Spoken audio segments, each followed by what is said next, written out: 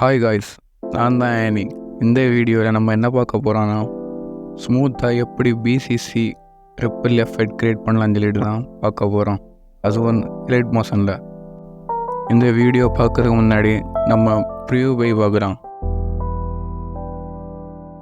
நான் பண்ணிய ஸ்டெப்பை பேக் ஃபாலோ பண்ணி நீங்கள் வாங்க டுட்டோரியல் போல போகலாம்.